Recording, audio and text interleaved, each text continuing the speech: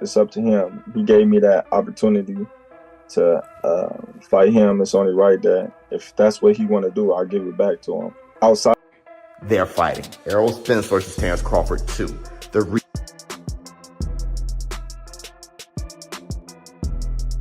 The rematch between Terence Crawford and Errol Spence is heating up, and this time, it's personal. When they first faced off in July 2023, there was no doubt about who the superior fighter was. Crawford delivered a dominant performance that left fans stunned and Spence outclassed. What was expected to be a competitive back-and-forth battle turned into a one-sided demolition. Crawford dropped Spence 3 times and finished the fight, in the 9th round, becoming the first undisputed welterweight champion of the 4-belt era. Since then, both fighters have moved up to the 154-pound division, but the rivalry is far from over. Could happen. I mean, why not? If Crawford want to challenge himself to be great, let him try to be great. So you know what I'm saying, I'm with it. So I'll be going for Bud. If he fight Canelo, I'll be going for him. Talks of a rematch are gaining momentum, and both men are already firing verbal shots as the anticipation builds. Errol Spence Jr. is on a mission for redemption. He's been candid about what went wrong in the first fight and insists he's doing everything possible to make sure history doesn't repeat itself. In recent interviews, Spence has revealed that he's training harder, fixing past mistakes, and believes he has what it takes to knock Crawford out in the rematch. He's not just aiming to win. He wants to end the fight early. This time I'm putting him down, Spence declared. Besides his immediate rematch clause? I don't know if it's gonna be at 54 or 47, but I'm sure he's probably gonna push the weight up. But there's not gonna be no change in the decision. The performance still is gonna be the same. It might be even a little bit better. So he might want to watch out before he activates the rematch clause. Declared. I've been focused, correcting what I didn't do right, and I'm going to show the world what I'm truly capable of when I'm at my best. But Crawford doesn't seem the least bit concerned. In fact, he appears more entertained than threatened by Spence's newfound confidence. In an interview with sports analyst Stephen A. Smith, Terence Crawford opened up about what it was like facing Errol Spence in the ring. He recalled a moment early in the fight when Spence landed one of his best punches, a clean overhand left. But Crawford said he barely felt it. I remember him throwing a big overhand left and catching me right on the button, Crawford said. A really good fight. I think, nothing to respect, but I picked Crawford. A lot of skill. Power. I think he's really a smart fighter. I think Crawford's gonna do a number on him. Stylistically, he's more diverse. He has better technique. He moves around more, and I love Spence. I mean, he's a great fighter, but Crawford he knows how to change it up, switch it up. I thought to myself, this is it. That moment told Crawford everything he needed to know. I knew right then it was going to be a long night for him. The phrase, "this is it," stuck with fans. A powerful statement that summed up Crawford's take on Spence's power. His message was clear. Spence doesn't hit hard enough to my first. Because I don't want us personally, we talking about what we want to see. I don't want to see it. Because I know what it's going to look like. The same as it looked last time. No, you don't. Yes, I do. Errol Spence wasn't the same. What was wrong with him? He looked slow. He looked he looked sluggish. Why? I can't tell you. I wasn't in camp. At the division, he dominated for his entire career. All of a sudden, when it came time for this fight, he looked different. Why? I wasn't in camp with him. I can't tell you. To hurt him. And if he can't hurt him, Crawford is fully confident he can outbox him again. Errol Spence Jr.'s record still speaks volumes. 22 knockouts in 28 wins. He's stopped elite opponents like Kell Brook, Chris Algieri, and Yordenis Ugas, earning a reputation as one of the most powerful punchers in the division. Before the Crawford fight, his power was widely respected, but after the beating he took last time, that narrative has started to shift.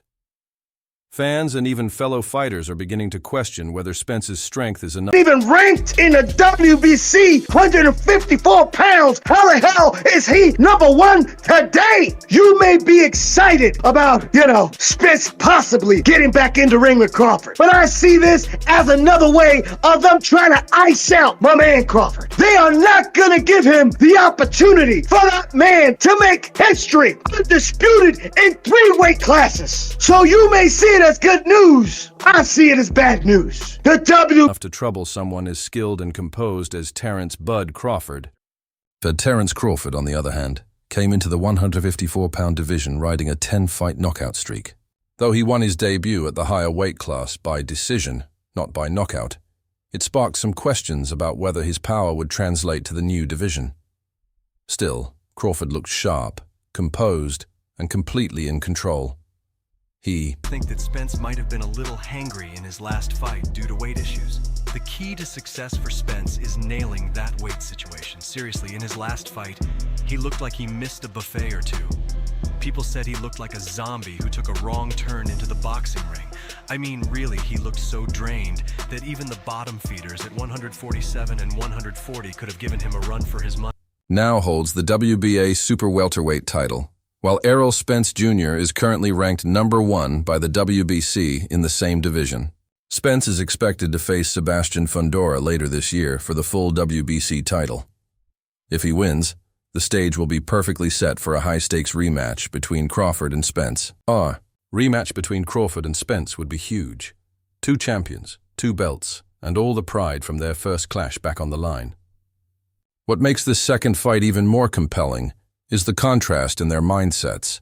I believe Crawford, even though, fought twice, throughout the year, Crawford, was... But look who he beat. Undisputed. Look who he beat. Look who he beat. What he did to Spence, and how he did it. That's 3 fights to me. And it took 4 fights out of Spence, right? I'm a fighter, so I can tell you when you get punished like that. Yeah, I was there ringside watching the fight. It was years out of you. Don't see the years right now. Spence is laser-focused and determined. He firmly believes that the first fight was just a bad night and that a sharper, stronger version of himself can flip. Behind the scenes, he's been quietly putting in the work, refining his game and rebuilding his confidence. For Spence, this isn't just about revenge. It's about proving that the first fight didn't reflect who he truly is as a fighter. That's a good win. I'm still a fan. I hope he do well. But once it got to the point where I moved up in weight and I'm in the same weight as Spence, it's just like, oh man, you ain't fighting nobody. You this, you that, you this, you that. So now they trying to blemish my accomplishment just to boost him up. I'm like, dude, you're not gonna do that. Because I can retire right now and be in the Hall of Fame. He could. Everything that I've accomplished, he's still trying to accomplish. I don't want to sound like I'm hating on him. I honestly don't know if he make it to the Hall of Fame with the accolades that he... The Crawford, meanwhile, remains calm and confident. In his eyes, he's already proven everything he needed to in their first encounter. From the opening bell to the final punch, he dominated Spence. For him, the rematch isn't about settling a score. It's just another opportunity to show that the gap between them is too wide to close. If the rematch happens, and all signs point to it, it's set to be one of the most anticipated fights of the year. Not Brooke coming off of a loss, an eye injury. He beat Sean Porter. In all fairness, he had to go over there to get that. Like I said, that's a good win. I don't want to sound like I'm hating on him or, I understand things like that, but right. I honestly don't know if he make it to the Hall of Fame with the accolades that he did. Just because of the titles or the talent, but because of the intensity, the pride, and the story behind it. Spence is coming for redemption. Crawford is coming to remind everyone who's in charge. And the war of words between Terence Crawford and Errol Spence Jr. has escalated, from typical trash talk to deeply personal jabs. And the boxing world is watching like it's must-see TV. Crawford isn't just satisfied with having beaten Spence. Now, he's going after his legacy. In a recent interview, went on Pound for Pound podcast, and he said that Errol Spence will not be a Hall of Famer. Can you just give me your thoughts on that? I disagree. You disagree? Why do you disagree? I feel as though Errol had a great career. If it wasn't for Bud, he would have been undisputed. So he went and got every belt one by one by one. I think he's a Hall of Famer. Crawford landed a verbal blow that cut deeper than any uppercut. He openly questioned whether Errol Spence even deserves a spot in the Hall of Fame. Let that sink in. The rivalry has gone beyond the ring, and now it's about pride, reputation, and legacy.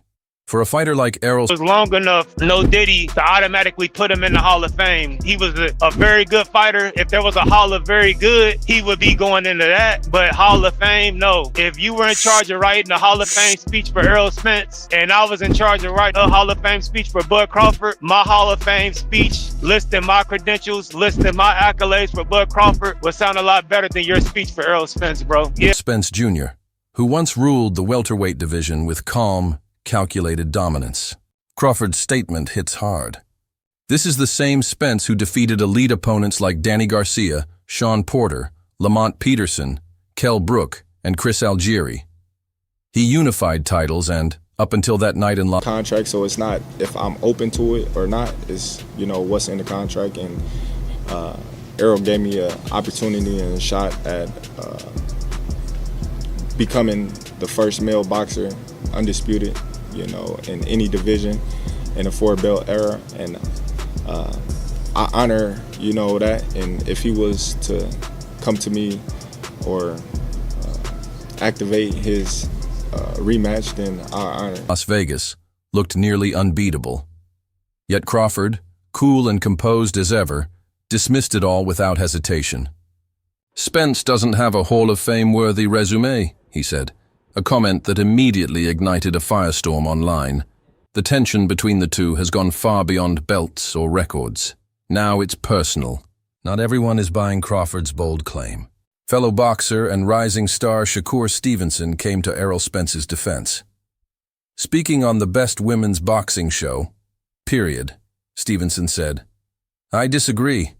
I feel as though Errol had a great career. If it wasn't for Bud, he would have been undisputed. He went out and got every belt one by one by one. I think he's a Hall of Famer." And Stevenson's not wrong. Before facing Crawford, Spence was that guy, the most feared man at 147 pounds. He didn't win belts through vacant title fights or carefully selected opponents. He earned them the hard way, one elite name at a time.